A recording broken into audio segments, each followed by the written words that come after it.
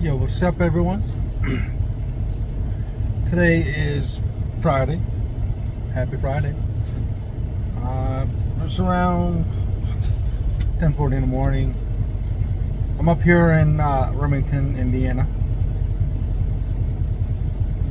I picked up this load of dirt down in Mississippi. Brought it up, and I got the receiver, and they refused to load because the dirt shifted. This isn't the first time I've had receivers refuse to load because of this issue.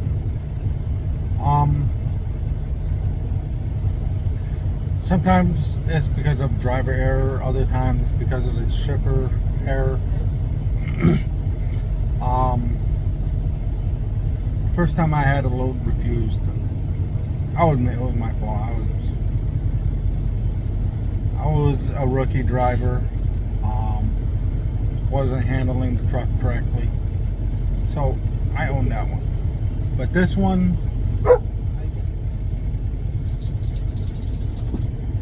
different. It's fucking dirt, bags of dirt, and the way the shipper loaded it, they didn't use any dunnage. They didn't tie down the load.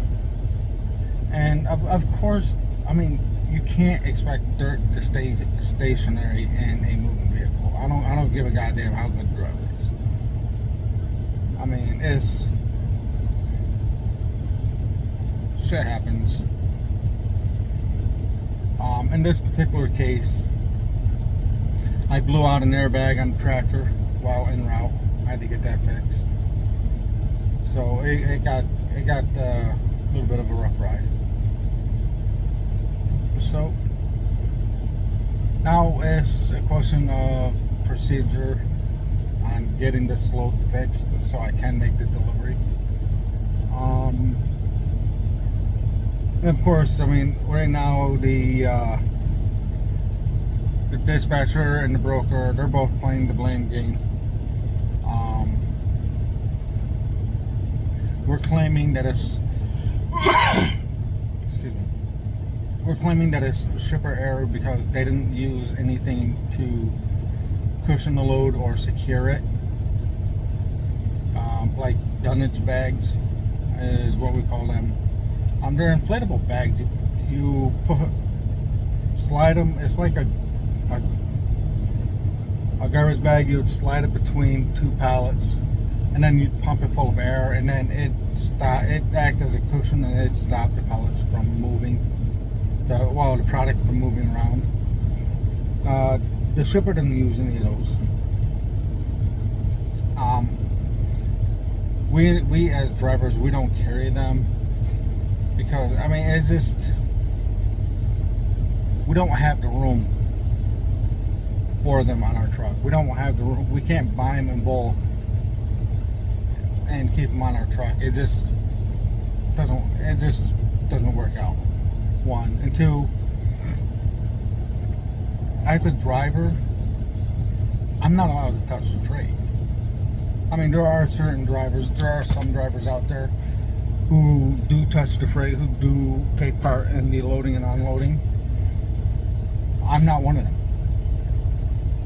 It's not that I don't want to touch the freight. I cannot touch the freight. I am strictly a no touch driver. That is, not only is it company policy, but it is an insurance thing.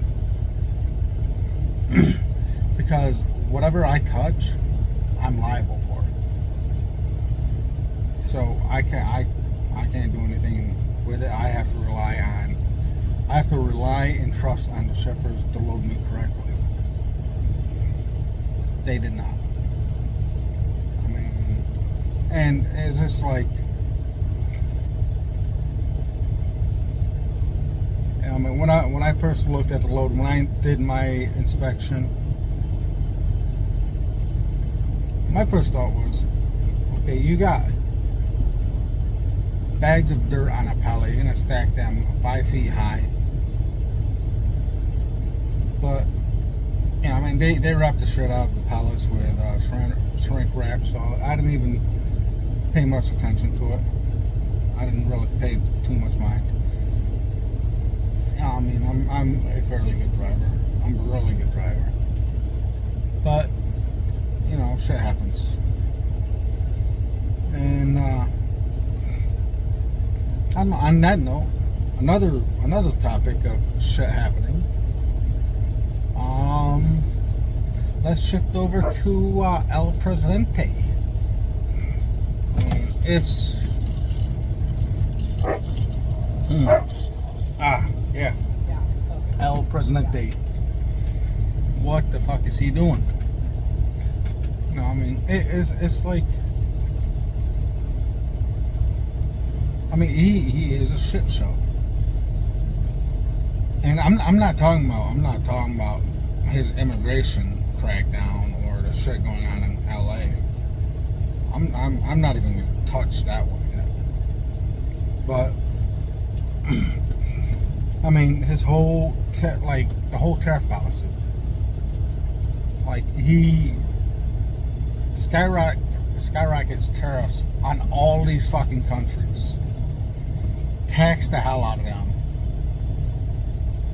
and then turns around and backpedals, makes deals with these countries, and then spins it off like he's a fucking hero, like he saved the country financially. We're gonna impose 135% tariffs on China, and then we're gonna roll them back 3 weeks later because I'm all about the American people. I'm all about bringing American jobs back to America. Fuck out of here. He creates a problem just so he could sell a solution and make himself look like a hero. But I mean, with that aside, I mean, look at his English proficiency. I mean, I want to talk about that for a minute. His common sense executive order. I mean, he's selling that like he created the English proficiency law. He did not create the laws requiring English proficiency for truck drivers. He did not create that.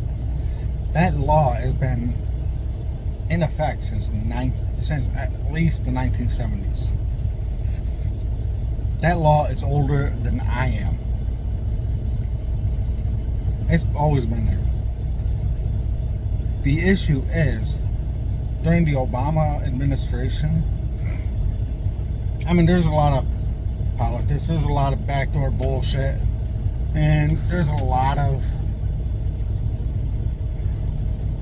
things involved that I'm not knowledgeable to get in on to talk about. Like, I know a lot about these things, but I don't know enough to feel comfortable explaining them. But anyways, during the Obama administration, they were talking about the ATA and a couple other organizations. ATA is the American Truck Drivers Association, which I don't know why they call themselves that. They don't give a fuck about truck drivers. I mean, their main purpose, their main existence is to suck the cocks of every mega carrier in the country and fuck the little driver. But anyways, I'm gonna try and digress from that. So there was this rumor created that there was a massive shortage of drivers. So President Obama, he did what any and every other president of this country would do and did do. He band-aided the fucking solution. He did a band-aid solution to a fucking problem that never existed. And by doing that, what he did was he laxed the English proficiency requirements. So instead of English proficiency violations being automatic out of service, for the driver and the company. He changed it so it's just a fine. Like, oh, you don't speak English? Pay a couple dollars, we'll let you go. So that was when all the problems started in the trucking industry. And now fast forward to this year, Trump's executive order, all it does is repeals an order issued by a previous sitting president. That's all he did. And yet he's selling this thing like he made it, like like it is his own child. No, be real with it. You know. And then, you know, he's doing all this crazy shit in LA. Like I said, I don't want to talk about it yet. I don't want to give my opinion on it yet. But then recently I was watching the news this morning, and I just found out he just signed a bill pretty much rolling back the EPA standards, the California EPA standards for truck driving, which is a good thing for truck drivers. Although he is stepping on California's sovereignty rights. Big surprise there. Big surprise. So the story with that is California has and always has had the most strict EPA standards when it comes to vehicles, specifically trucks, commercial vehicles, CMVs, tractor trailers. It is the worst. And currently California is pushing zero emissions. So they want battery powered trucks in California. And there's two major problems with that. One, California does not have the infrastructure to have an electric fleet, a fully electric fleet. They don't. There's no fucking way. They do not have the infrastructure for it. I mean, the amount of power the trucking industry is going to pull off the grid is going to burn out the state. I mean, that is how many trucks go in and out of California. How many trucks run in and out of California. I mean, goddamn, the ports alone are going to drain LA, Los Angeles, when it comes to charging up these EV trucks. So that's the first issue. The second issue is 85% of truck drivers out here running America's highways are owner-operators, which means we are small-time trucking companies, truck drivers who are struggling to make it on our own. We're making ends meet with our own trucks. The other 15% are mega carriers, like JB Hunt, Sierra England, Swift, Knight Transportation.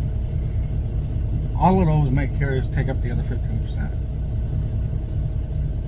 So now California's laws are telling us that in order to operate in California, we have to have fully electric vehicles.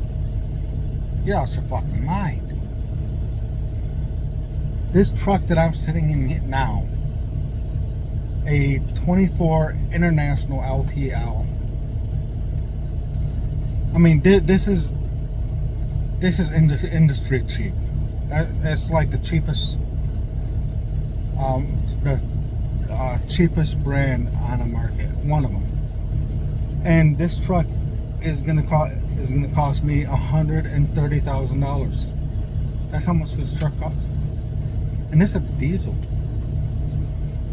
a fully zero emissions battery powered truck is gonna run at least $400,000 to $500,000. Who the fuck is buying that? Who's buying that? It ain't me.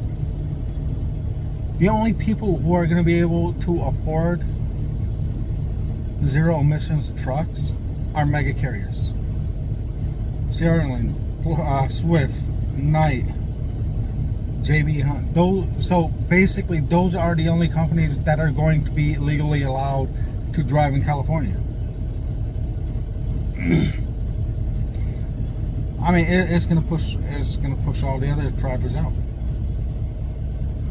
So mega carriers are gonna have a monopoly in the state of California. I mean, there's no way around it. So by Trump doing away with those EPA standards, I mean, he helped out a lot of truck drivers, a lot of drivers who work in California who are just trying to make it.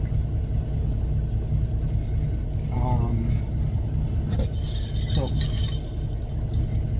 on that note, it's good that he did it, even though he pissed on California's sovereignty, which I'm sure he doesn't give a goddamn about. I mean, he's already proven he doesn't give a goddamn about sovereign states.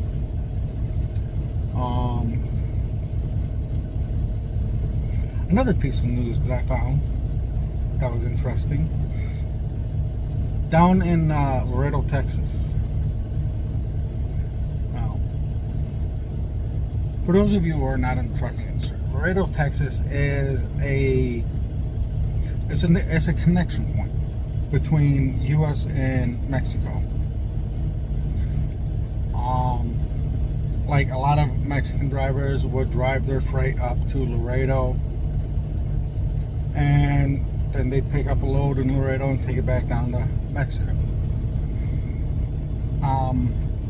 So I found this to be interesting. Down in Laredo, Texas, over the last 3 weeks, ESL classes or English second language classes, the number of students have skyrocketed. And I'm kind of glad to hear that, because that means that all of these non-English speaking drivers, majority of them are probably going to be out of Mexico. They're taking English classes, and I like that. I like hearing that, because I mean, America is the land of dreams, and these drivers, they have a dream. This is their dream. And when it comes to truck driving, they're not giving up that dream. I mean, the English proficiency, I mean, it's become a hurdle or an obstacle for them. And instead of giving up on trucking, they're going to face that. They're facing that obstacle, and they're continuing. They're taking classes to learn English so they can continue to live their dream. They continue to chase and live their dream. And I think that is awesome.